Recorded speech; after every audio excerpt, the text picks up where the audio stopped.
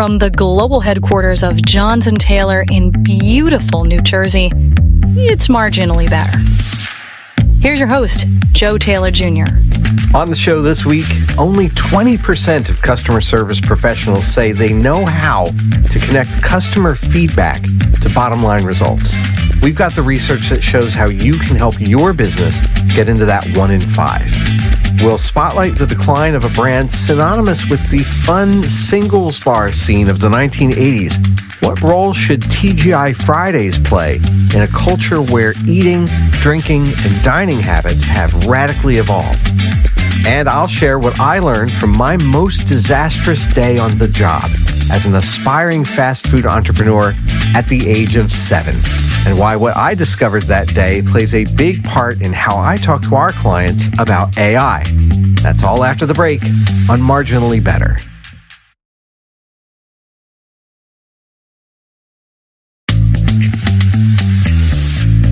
Welcome to Marginally Better, a show about business, innovation, and the American economy. I'm Joe Taylor Jr. Something curious is happening in the world of retail. Customer experience, or CX, as many folks like to call it, has reached a paradoxical moment. While companies are improving at delivering good experiences, customer loyalty is declining. According to Forrester's latest research, customer loyalty hit an all-time low in 2024. And it's not because companies aren't trying. The problem isn't a lack of data or technology. Businesses have more ways than ever to track, measure, and analyze customer behavior. The real issue is that they're often looking at the wrong things. Some of the industry's most optimistic research, and we've got links to it in our show notes, suggests that only 1 in 5 CX teams will successfully figure out how to connect their customer feedback to actual bottom line results this year. Think about it. What good is a high satisfaction score if customers don't return? What does a perfect survey response mean if people aren't recommending your brand to their friends? The numbers look good on paper, but they're not telling the whole story.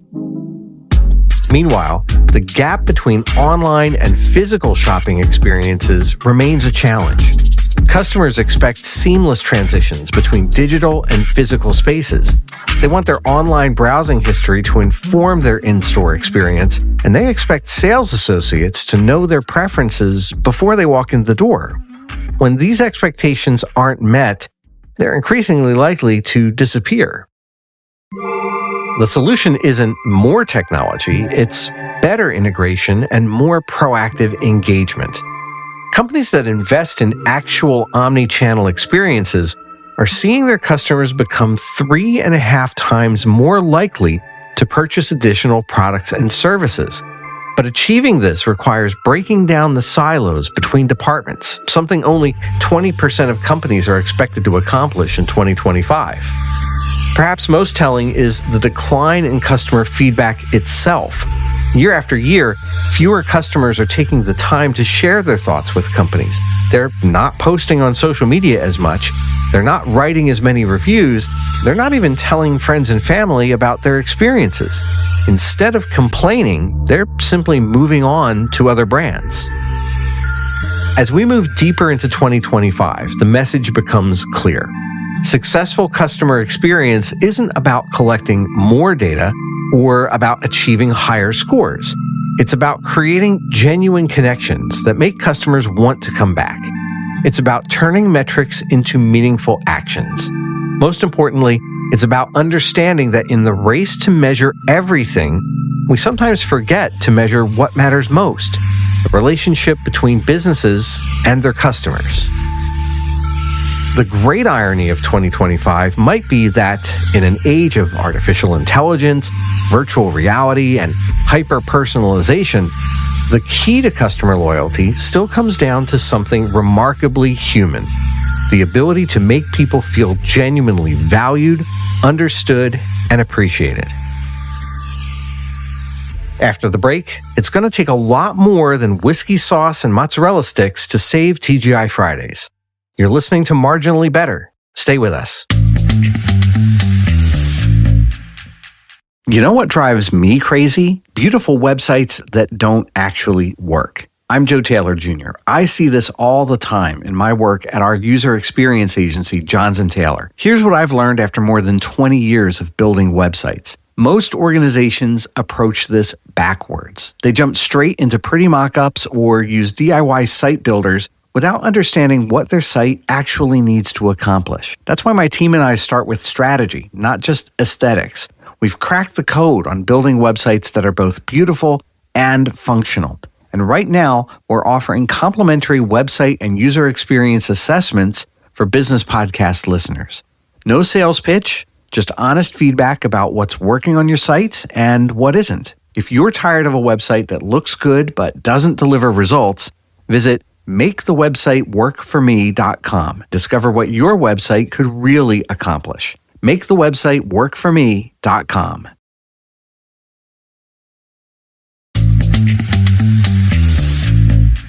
It's Marginally Better. I'm Joe Taylor Jr. There's something about walking into a restaurant where the walls are covered in vintage memorabilia, the servers wear striped shirts and suspenders, and it's always supposedly Friday. In November 2024, TGI Fridays, the restaurant chain that helped pioneer the American casual dining experience, filed for bankruptcy. Its U.S. locations had dwindled from 329 in 2020 to just 161. But this isn't just a story about numbers. It's about how an American icon lost its way and what it tells us about how we eat, drink, and come together in 2025. The story begins in 1965 when Alan Stillman opened the first TGI Fridays in Manhattan. It wasn't just a restaurant, it was one of America's first singles bars. The walls were decorated with Tiffany lamps, the bartenders competed in elaborate cocktail-making competitions, and the whole place hummed with the energy of possibility. By 2008, that single bar had grown into an empire of 601 restaurants doing $2 billion in annual sales. But somewhere between the brass rails and the potato skins, something happened. The world moved on, but Fridays stayed Friday.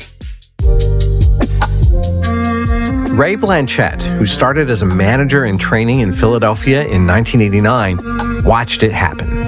His first restaurant pulled in 2,000 guests daily and $140,000 in weekly sales.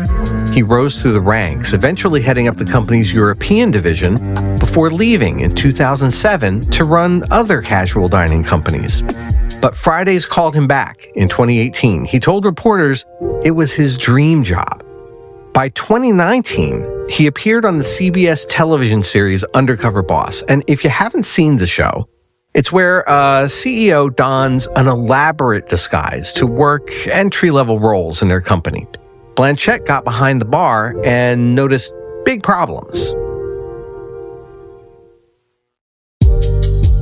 Now, to his credit, Blanchette tried lots of ideas to turn things around. He launched new value menus, he introduced $10 cocktails, he even rolled out virtual delivery brands during the pandemic, but sales kept falling. By 2023, facing mounting pressure from bondholders and a failed merger with a UK franchisee, Blanchette resigned as CEO. He didn't leave Fridays entirely, though. He bought 7 company-owned Fridays locations in the Northeast and focused on running them himself as a franchisee. Now, this is a story we've seen before, the slow decline of a beloved institution.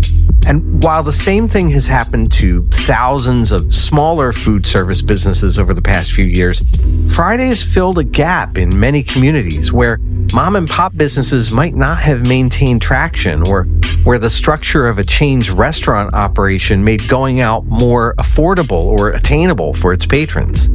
The concern in many places where Fridays closed up shop is that there aren't many viable businesses ready to take over those locations. So this is really a story about disruption, about what happens when the world changes faster than you can change your menu. So what can be done?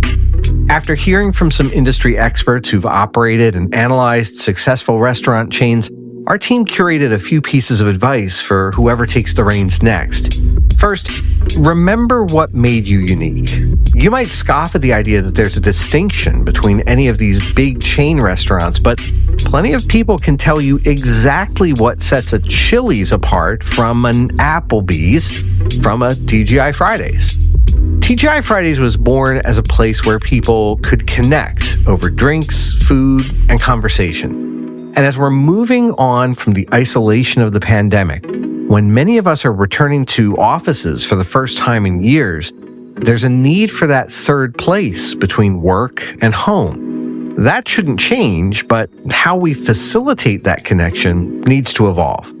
Dating apps replaced singles bars, but there's still a need for reliable, affordable places to get good food and drinks with coworkers, family, or friends. Second, embrace the fast casual revolution, but do it your way. Counter service operators like Chipotle and Sweet Green have shown that people want fresh food served quickly. But that doesn't mean abandoning table service altogether.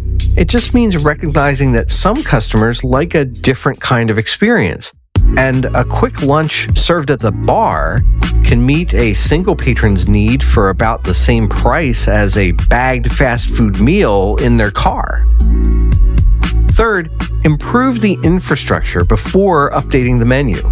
Blanchette's Undercover Boss experience highlighted one of the biggest challenges in operating restaurants, the physical condition of the establishment. Maintenance is one of the first areas restaurant managers cut back on when times get tough. But a broken bathroom and a grimy floor are among the first things customers notice when considering a table. When you listen to people review chains like O'Charlie's or Texas Roadhouse, they talk about the food and the overall experience, and that doesn't include sagging ceilings and staffing shortages. Now, I didn't know until reading about it in the Wall Street Journal's exhaustive report about TGI Fridays, we've got a link to that in the show notes and you should definitely read it, that Tom Cruise filmed scenes for his film Cocktail at the original location's bar. His hotshot bartender character was based on the kind of people who turned that single corner bar into a global phenomenon. The scene captures something essential about the brand. It wasn't just about the food or the drinks, but the show, the experience, and the feeling that something special could happen there any night of the week. Maybe that's what needs to be rekindled. Not the same vibe that closed out the Reagan Bush years, but that same sense of possibility. Because in the end, this isn't just about saving a restaurant chain. It's about preserving a piece of American culture. And about keeping alive the idea that somewhere, somehow, it can always be Friday.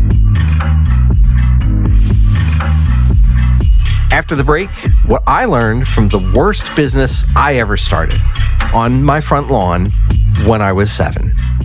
That's when Marginally Better continues. If you're a business owner, I need to tell you something that might sting. Your beautiful website is probably costing you thousands in lost revenue. The Nielsen-Norman Group found that 76% of professional websites, sites with million-dollar budgets, perform mediocre to poor on conversion.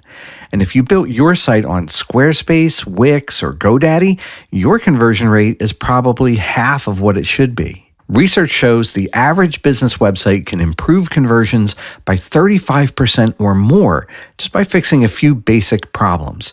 I'm launching a new podcast called Website Reality Check. 10 episodes, each one walking you through research-backed fixes you can implement yourself, even on DIY platforms. Get free access to the first episode at websiterealitycheck.com. Stop leaving money on the table with websites that look great but don't convert. That's websiterealitycheck.com.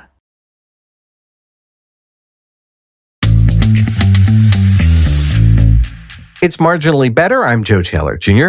And to close out the show today, I want to tell you a shameful tale of the least successful business I ever operated, and how what I learned informs a specific kind of work I do today as a user experience consultant.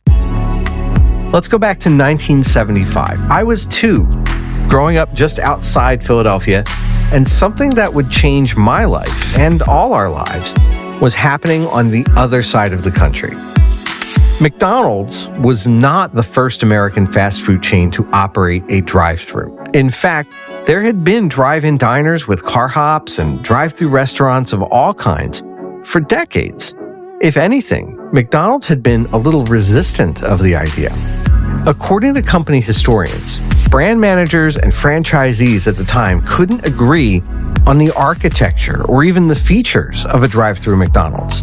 Should it have multiple lanes, like you saw at Banks at the time? Should there be a garden over the canopy? And would you have to shut down existing stores to build new drive-thru facilities? Now, while folks argued about those questions, the McDonald's in Sierra Vista, Arizona, was trying to solve their own big problem for some of its most important customers. This McDonald's was just outside an army base, and it was popular with everyone there, but sales dropped when the base started enforcing a rule that soldiers had to remain in their vehicles if they wore their fatigues off base. Now that's when David Rich, the licensee at that store, figured out the fastest way to get food into his customers' hands without them having to get out of their cars. A sliding window in the wall nearest the kitchen. That's it.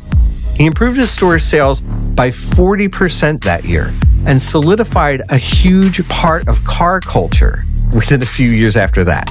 So let's fast forward another 5 years. And like a lot of kids growing up in the early 1980s, I was mesmerized by the McDonald's drive-thru. It seemed magical.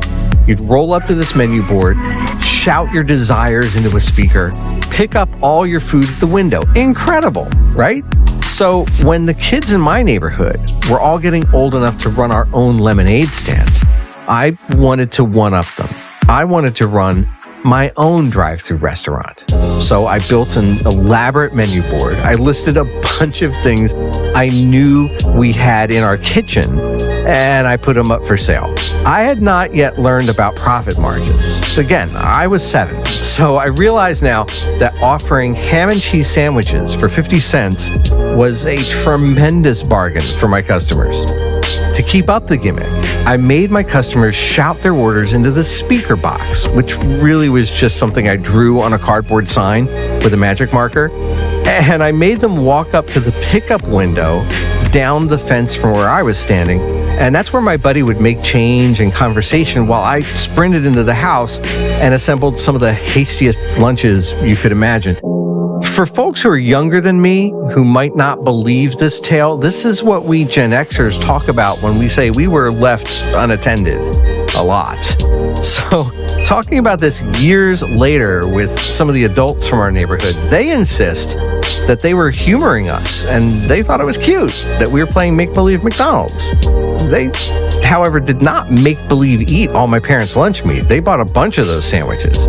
We were in trouble over this for years. But here's why this was such a pivotal experience in my life. It taught me that when you're speaking through an interface of any kind, you have no idea what you're dealing with on the other side. It could be a live person in the building 6 feet away. It could be someone at a call center on the other side of the world. It could be, in our case, 2 7-year-old kids who didn't even have a trench coat. It taught me to remain skeptical about the solutions so many folks try to sell customer experience managers. If you're adding a chatbot to your website, are you disclosing that to your customers, or are you trying to pass it off as human?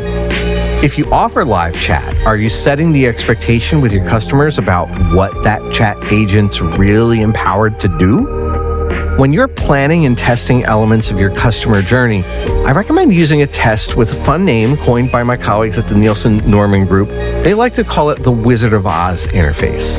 Just like the book and the movie and the musical, it references the fact that, spoiler alert, there's just one guy behind that curtain operating a scary mechanical head. So if you're doing a little bit of experimental user testing, you don't need to install a whole system here. You can just run the test with one real person sitting on the other side of that chat window or that search bar, manually returning the results that your perfect world solution's hopefully going to provide. Trying things out this way lets you figure out if your potential solutions got enough courage to face your customers, or if you're just going to have to throw a house on it. And the fact that I am that far down the metaphor well means my time's up for this episode.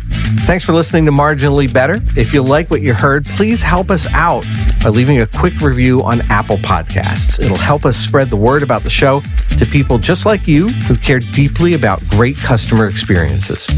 If you want to get behind-the-scenes notes from me and the rest of the team, go to marginallybettershow.com or follow the link in our show notes. And if you love the show but you want to listen with no advertisements, follow the link there to our member edition feed. You'll get ad-free episodes and bonus content as our thanks for supporting the show. Marginally Better is a Calufrax radio production. Our producer is Nicole Hubbard with research by Connie Evans. I'm Joe Taylor Jr. Calufrax, mean little planet.